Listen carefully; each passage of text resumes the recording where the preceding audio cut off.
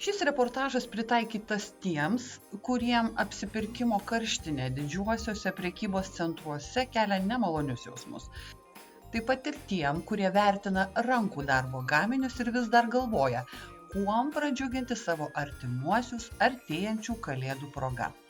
Taigi mes informuojame ir skatiname ilgai nelaukti ir aplankyti Raseinių neįgaliųjų užimtumo ir paslaugų centre vykstančią kalėdinę mugę parodą. Akys raibsta nuo čia išdėliotų rankdarbių ir grožių. Tai kad be jūsų šitos mugės, ko gero, Raseiniuose kalėdų nebūtų. Šiemet kuo nustebinsite? Matau, kad gausa labai didelė. Gausa iš tikrųjų yra ryškiai didesnė negu kitais metais ir su bendruomenė pasitarėm, kad vis dėlto reikia plėsti mūsų tą ratą, kadangi turim tikrai ir pakankamai daug draugų ir šiemet prie mūsų labai gražiai prisijungė universiteto TAU kolegės, turime jau tradiciškai keramikės Almos Kisneriūtės labai gražių darbų, tikrai 2 metai iš eilės Alma mus džiugina ir savo naujovėm ir įvairiais keramikos dirbiniais. Taip pat universiteto TAU, kaip tik matote, dideli stalai paruošti per visų metų darbus, jos čia prisiruošė įvairių tų tokių tikrai gražių gaminių. Be abejo, neįsiverčiam, kaip ir sakau, kiekvienais metais socialinių dirbtuvių lankytojų, didelė gausa irgi darbų yra, moterys, kurios kiekvienais metais ir Virginija, ir Jūratė talkininkauja su savo tikrai gražiais, nuostabiais darbais ir aš kaip sakau, jie tikrai yra nesenstantys tie darbai, reikalingi, šildo į rankas ir kojas ir galvą, iš tikrųjų labai smagu. Dabar įsijungia Birutė, čia pasižiūrėsit Birutę su savo labai gražiais, tikrai žaismingais kiškučiais, meškučiais, jo ir tikrai mes vasarą bendruomenių suėjime pabendravom ir ją pasikvietėm, vasarą bendravom prie mūsų, prisijungė prie socialinių dirbtuvių ir dabar tikrai neliko Birutė užmiršta su savo puikiais gaminiais ir vakar jinai čia atvažiavo, išsidėliojo. Tai tikrai turim ką pasiūlyti, turime ką parodyti, aš kaip visada sakau, svarbiausia ta nuotaika būtent kalėdinė ir šventinė. Ir kaip visada sakau, nebūtinai pirkti, bet ateiti pasižiūrėti ir pasidraugauti, pasiteirauti. Ir tikrai manau, kas pripratę yra prie tradicinių tų visų gaminių, tikrai ras tuos savo tradicinius, kas nori naujovių, tikrai naujovių šiemet daug yra. 100% rankų darbas, jeigu aš neklystu, ar ne? Tikrai taip, neklystat. Rankų darbo ir žvakės, ir keramikos darbai, ir odos gaminiai, siuvinėjimas, tikrai kruopštus, nevyriausybinės organizacijos prisijungia prie paprastų šeimininkėm dalykų, būtent bulvių skustukai, peiliukai, super, tai čia va mes rytą dar atėjusios, kai degiojame šviesas, kūrėme, sako, moterys jau išmėginta, tai va vienos kitom reklamuojam, veiksmas vyksta, aišku, didelio dar judesio nėra, todėl ir noriu pakviesti, čia šiandien tik tai 2 diena, dar mugės yra pati pradžia, bet sakau, tikrai esame Raseinių miesto viduryje, širdyje, tikrai gali užeiti nuo 8 ryto iki vakaro 17 valandos. Ir kaip kiekvienais metais sakom, jeigu būtų pageidavimas, kažkam darbai trukdytų, tikrai esam pasiruošę, telefonas yra nurodytas, galima ateiti ir šeštadienį, ir sekmadienį, tikrai pasižiūrėsit ir ką nors įsigysite. Nebereikalo reportažo pradžioje mes užsiminėme, kad atėję įsigyti kalėdinių dovanų, čia sutiksite 2 fantastiškas moteris. Jos pačios ir mezga, ir neria, o dabar dar ir pardavinėja tiek savo, tiek kitų rankdarbius. O ir papasakoti turi ką.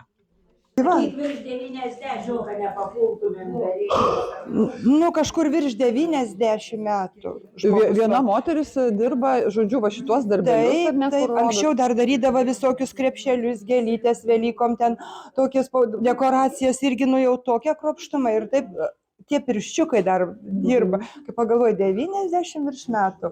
Va ir koinytės numėgstas, jos irgi kuklės, bet va su meilė, su šiluma. Ir sakėt, be akinių dar dirba. Prašau? Sakėte, dar be akinių dirba mezga. Jo. Tiesiog, pasiūlom, žinot, tai ir, sakau, platus toks profilis ir bašeliu, ir virbalais dirba. Ir jūs juokavote pirmai, kad jūs jau net iš darbų atpažįstate, kieno yra darbai. Taip, kiekvienas turi savo atpažįstat? charakterį, savo braižą. Kažkas mėgsta ryškesnės spalvas, kitas mėgsta rames, prigesintas. Tai ir atsispindi darbuose. O jūs kokias mėgstat? Pas mane tokias daugiau ryškias spalvas ir aš mėgstu likučių naikinimą, siūlų likučių. Bet, pavyzdžiui, yra ir aš jos stengiuosi tai į tapkes, į kojines margas. Tai va čia, kur labai marga, tai ten į man. O sakykit, ką renkasi labiau? Galbūt aš tai, pavyzdžiui, pagalvoju, gal labiau ryškės spalvas, ar kaip tik va tą tokią Čia priklauso nuo pirkėjo. Kaip kam kas patinka. Tai va, kaip kam kas patinka. Ir stengiamės sugyventi, vienai nuo kitos biški ir pakopijuojam, ir nepavydim, svarbiausia, o kai nepavydi, tai va ir sekas. O kokie žmonės ateina įsigyti tokių, sakykime, darbinių, nes jūs ne pirmi metai čia ir prekiaujate, ir mezgate? Įvairių, bet yra tokių, kur supranta, kur labai vertina, tai jie net nie kainas nežiūri, tiesiog jiems patika, jie ims tą daiktą ir netgi labai džiugu, kai va ateina Vilties taką krautuvėlės, tai ten su negale padaryti. Ir čia visi su negale atgamina, bet va ten tie vaikų, jau lankytojų darbai, tai jie tokie funkcionalūs irgi labai juos perka. Tiesiog jeigu jau kas yra mėgėjas, tai žinokit, kaip sakant, jau gerai nuperka jau. Ir taip iš kiekvienų parenka, aišku, žiūrint, kam kas patinka. Kam patinka meniški darbai, ko nepasakysi, kad čia ne meniški, čia visi meniški darbai. Čia visi meniški. Visi meniški. Kiek laiko užtrunka tokias riešines? Numegzti galima taip sakyti, nes čia ir... Taip. Aha, kiek laiko? Žinokit, per savaitę nelabai. Jeigu yra spalvotos, sakykim, tos čia yra 2 spalvų, tai labai daug laiko, kokias 4-5 valandas reikia skirti laiko karoliukams suverti, nes kiekvieną karoliuką pagal raštą reikia skaičiuoti. Tai čia dar ir matematikos, ar ne daug? Gal ne matematika, bet tiesiog pagal raštą reikia, kur balta, kur raudona, suklysti jau negalima, jeigu suklydai viskas. Jau raštas neišeina. Paprastesnės, aišku, vienos spalvos karoliukais, tada jau geriau, dar turiu tokią mašinėlę, kuri man pagreitina darbą. Bet labai malonu, labai smagu megzti, kadangi porą eilučių numezgi ir žiūri, raštas gimsta, kas kiekvieną eilutę. Kiek metų jūs jas mezgat, jeigu kalbėtumėm apie riešinį? 5, tai tikrai. O kaip atradot tą pomėgį?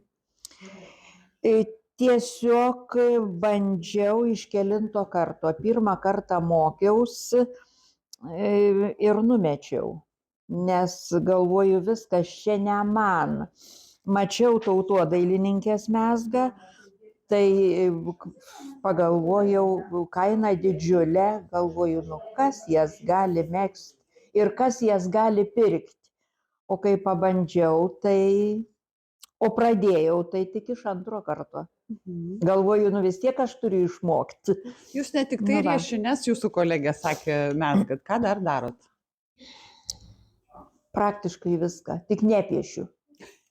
Aš nemoku. Tai gal irgi išmoksit, kaip ir surėti? Ir neriu, ir apykaklės.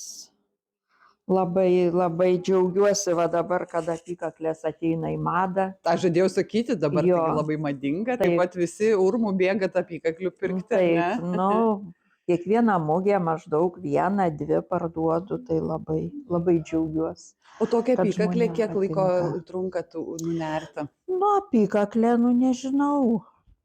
4-5 dienas. Aišku, nemezgi ištisai, ir akis pavargsta, ir rankos pavargsta vašeliu mezgant, neriant, bet, įdomu, tiesiog įdomu. Ar turit pastovių klientų, kurie, prieš kiekvieną gruodį ateina prieš Kalėdas pas jūs nusipirkti jūsų gaminių? Turiu pastovių. labai patenkinta, kad savivaldybės moteris ateina jau 2 metai iš eilės ir ko neranda užsako. Va dabar vėl vakar gavau užsakymą lininiam servetėlėm.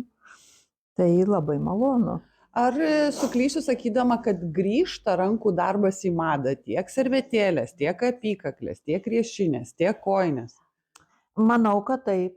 Nu, kojines daugiausia perka prieš kalėdas. Va vakar mes čia turėjom dailininkę, keramikę, tai jinai labai apsidžiaugė, kad daug kojinių, prisipirko daug ir sakė, kad geriausia dovana kalėdų proga tai kojinės, kurių neišmesti reikia ir naudingos. Įsidirbti, kad megztos kojinės netgi Indiją pasieks, kiek supratau, bus išsiųstos į Indiją, tai keliauja ne tik po Lietuvą, po Europos šalis, bet keliauja netgi į plačiausius pasaulio vandenynus, sakau, šiuo atveju netgi į Indiją siūs.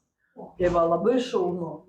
O gal tikrai esate domėjusios, kur jūsų megzti gaminiai patenka, kokią geografiją gal turit? Indija jau užskaitau. Kažkaip Anglijoje yra iškeliavusios riešinės, į Australiją yra iškeliavusios servetėlės lininės, staltiesė, Vokietijoje yra vienas kitas darbas. Šiaip tai nedaug, bet Mano gal ne. Viskas žinot, ar ne, kur papuola? Nu, žinot, žmogus perka, jis pasako, kur siūs, ar važiuoja, va dabar nupirko neseniai 3 poras lininių, 3 komplektus lininių servetėlių, važiuoja į Angliją. O šiaip tai šiemet visus metus skyriau staltiesėm lininėm. Kiek širdies įdedat į gaminį? Daug.